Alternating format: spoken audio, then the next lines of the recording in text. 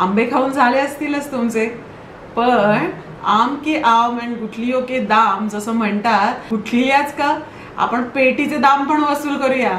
तर हे पेटी फेकून देण्यापेक्षा पेटीच्या या पट्ट्या वापरून मस्त होम डेकोर बनवूया. झटपट कलेमध्ये आज आपण बघणार आहोत पेटीच्या या पट्ट्यांपासनं होम डेकोर. कौन है ये लोग, कहां से आते हैं? या ज्या आंब्याच्या पेटीच्या पट्ट्या असतात ना, या खूप रफ असतात. म्हणजे त्याच्यावर आपण डायरेक्ट कुठलाही पेंट लावू शकत नाही. सो अगदी सोपा उपाय मी तुम्हाला सांगते, की मस्त असा फेविकॉल लावून त्याच्यावर वर्तमानपत्राचे असे कागद म्हणजे न्यूजपेपरचे कागद लावायचे. ह्याच्यामध्ये फक्त फोटो नाही कुठलेही घ्यायचे, नाही तर त्याची इंक वर आपण कलर करताना येऊ शकते. सो जो लेटर्सचा भाग असतो ना, तो भाग आपण त्याला लावून असा छान दोन्ही कडांना घेऊन अशी ही मस्त पट्टी तयार झाली आहे. अशाच या उरलेल्या 2 पट्ट्या पण आपण तयार करून घेतल्या आणि थोडं वाळेपर्यंत वाट बघितली. नंतर त्याच्यावर कलर लावला. हा ॲक्वा ग्रीन कलर मी घेतलाय कॅमलचा. तुम्ही कुठलाही तुमच्या आवडीचा कलर घेऊ शकता. हा कलर ना असा जास्त फ्रेश असतो आणि उठून दिसतो, त्यामुळे मी हा कलर घेतलाय. तुम्हाला जर दुसरा कुठलाही कलर घ्यायचा असेल किंवा तुम्हाला कलर न देता डायरेक्ट याच्यावर काम करायचं असेल ना, तरी सुद्धा हे न्यूजपेपरची जी बॅकग्राऊंड असते ती छान दिसते, अशी थोडी वेगळी आणि मस्त वाटते. पण अशा वेळेला तुम्ही फेविकॉलचा एक कोट मात्र त्याच्यावर देऊन घ्या, म्हणजे तो छान टिकतो पेपर, नाही तर पिवळा पडतो. सो असा मस्त आपण ॲक्वा ग्रीन कलर देऊन घेतला आणि हा अल्ट्रामरीन ब्ल्यू थोडा आपण खालच्या बाजूला देऊन थोडं शेडिंग करणार आहोत. जर तुम्हाला असं छान शेडिंग करायचं असेल तर आधीचा कलर वाळेपर्यंत वाट बघू नका, तो थोडासा ओला असतानाच शेडिंग घ्या, म्हणजे मिक्सिंग खूप सुंदर होतं. आणि कलर देताना नेहमी दोन्ही कडांना पण रंग द्यायचा. बरेच वेळा काय होतं, फक्त पुढे रंग दिला जातो आणि कडा तशाच राहतात. मग जेव्हा तुम्ही हे भिंतीवर लावाल तेव्हा ते छान नाही दिसणार. आता हा रंग पूर्ण वाळेपर्यंत आपण वाट बघूया. तोपर्यंत एक काम करा, तुम्ही अजून सबस्क्राईब केलं नसेल ना, तर लगेच जाऊन मित्रकलाला सबस्क्राईब करा. बेल नोटिफिकेशन ऑल ऑन करा, म्हणजे कलेविषयीचे साधे सोपे मस्त सुरेख असे व्हिडिओ मी आणले की लगेच तुमच्यापर्यंत पोहोचतील आणि लगेच ते व्हिडिओ पूर्ण बघा. चला आता हे मस्त वाळलंय, तर ह्याच्यावर आपण आधी ड्रॉइंग करून घेऊया. ह्याच्यावर मी छान असे पक्षाचा शॅडो इमेज काढणार आहेत. शॅडो इमेज म्हणजे ज्याच्यामध्ये डिटेल्स नसतात ते, म्हणून मी याच्यावर आधी लाईन्स करून स्पेस मॅनेजमेंट करून घेते. म्हणजे कुठली निगेटिव्ह स्पेस, कुठली पॉझिटिव्ह स्पेस हे आधी आखून घ्यायचं. हे खूप महत्वाचं असतं जेव्हा आपण असे काही होम डेकोर बनवतो.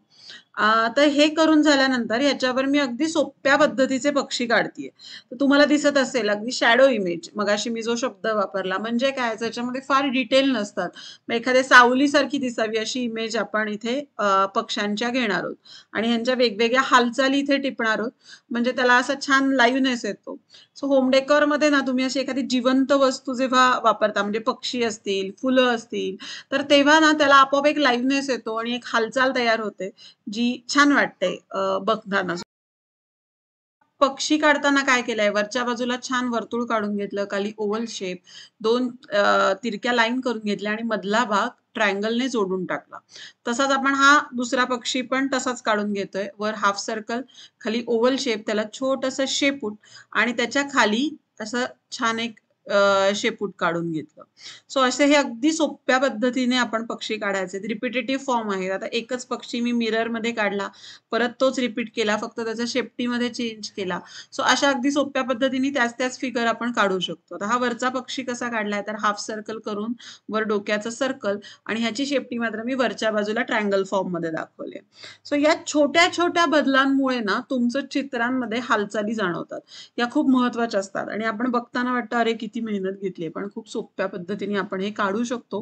हे कळणं हे जास्त महत्वाचं आहे जेव्हा तुम्ही चित्र करता. त्यामुळे चित्र काढण्यातला छान आनंद घ्या, तो जास्त महत्वाचा असतो. आता तुम्हाला दिसत असेल इथे मी जे वापरते ते अॅक्रेलिक पेन आहे, व्हाईट कलरचं अॅक्रेलिक पेन. याने बॉर्डर करून घेतली. ही अशी बॉर्डर केल्यामुळे ना शार्पनेस छान येतो चित्राला. त्यामुळे जर तुम्हाला अॅक्रेलिक पेन हवं असेल तर त्याची सुद्धा लिंक मी डिस्क्रिप्शन बॉक्समध्ये देते, तिथे जाऊन तुम्ही ही पेन विकत घेऊ शकता. की ज्यांना कलरिंगचं टेन्शन येतं की आपला रंग बाहेर जाईल का वगैरे असं वाटतं, त्यावेळेला 0 नंबरचा वगैरे ब्रश वापरायच्या ऐवजी छान हे अॅक्रेलिक पेन आपण वापरू शकतो. आणि मग मधला भाग असतो ना तो आपण ब्रशने भरून घ्यायचा, म्हणजे चित्र मस्त असं तयार होतं. तर जी झाड आपण लाईन्स काढल्या होत्या त्याला मी झाडाचा फॉर्म दिला आणि त्याला छोट्या छोट्या ब्रँच आणि छोटी पानं दाखवली.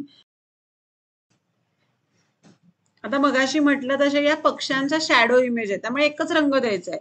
फार याच्यावर शेडिंग वगैरे काय करायचं नाही. असे खूप सिम्पल फॉर्म ना होम डेकोरला खूप छान दिसतात आणि उठून दिसतात. हाच पक्षी तुम्ही खूप रंगांनी रंगवला तर तितका छान नाही दिसणार, क्लासी नाही दिसणार, जेवढा फक्त एका कलरने रंगवला तर दिसतो. सो मी व्हाईट चूज केला. तुम्हाला द्यायचा तर इथे ब्लॅक कलर सुद्धा देऊ शकता, तो देखील छान वाटतो. सो हा एक कोट आपण देऊन घेतलाय पक्ष्यांना. तुम्हाला दिसत असेल की डार्क कलरवर लाईट कलरने केल्यामुळे ना ट्रान्सपरन्सी राहिली आहे थोडी. त्यामुळे हे पहिला कोट वाळून झाल्यानंतर लगेच त्याच्यावर दुसरा कोट देऊन घ्यायचा. ह्याच्यामध्ये पाणी थोडं कमी वापरायचं, रंग जास्त वापरायचा, म्हणजे तो छान असा जाड बसतो आणि बॅकग्राऊंड दिसत नाही. सो असा मस्त आपला वेस्ट पासून बेस्ट असा होम डेकॉर तयार झालेला आहे.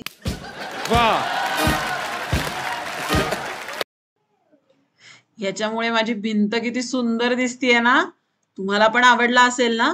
मग लाईक आणि कमेंट करण्यात कंजूसी करू नका.